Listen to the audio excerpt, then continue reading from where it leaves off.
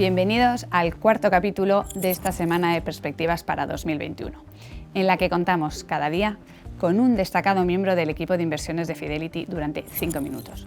Nuestro invitado de hoy es Romain Boscher, responsable de renta variable, que responderá a cuestiones sobre la inversión valor, sectores, tecnología y regiones.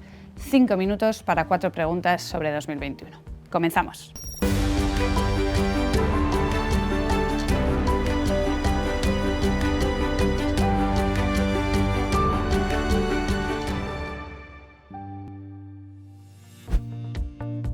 Solo China ha logrado la ansiada recuperación en V. El resto de mercados parece que finalmente tendrán una recuperación en forma de K, con ganadores y perdedores. Pero, ¿qué ocurrirá con el estilo de inversión que en los últimos años ha favorecido los valores de crecimiento? Yes, we are considering a value rotation, but more than a value rotation, we are in favor of a cyclical rotation. So within value, you do have cyclical bias and banks and energy companies. We are much more focused on cyclical names than on value names as a whole. And in order to fund these value names, we are not selling growth per se. We are much more trimming mega caps and or growth at all costs. Pese a los recortes de dividendos en muchas empresas, la renta variable sigue ofreciendo en general un colchón de rendimiento de alrededor del 2 o 3%, aún atractivo en un mundo de tipos de interés nulos o negativos. Pero las rentabilidades van por barrios.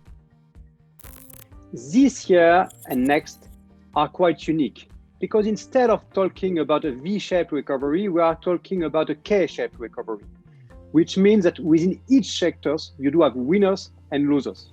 So the general trend is much more in favor of small and mid caps, much more in favor of players who are rock solid from a balance sheet perspective. So we are much more focused on sustainable growth with a small and mid cap bias.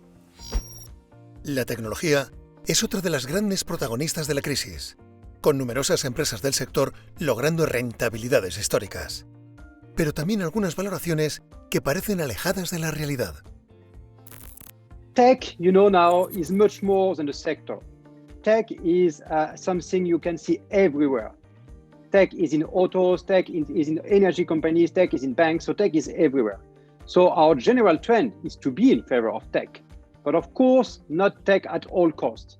And in the tech space, what we are considering as too expensive is in particular US software, for instance.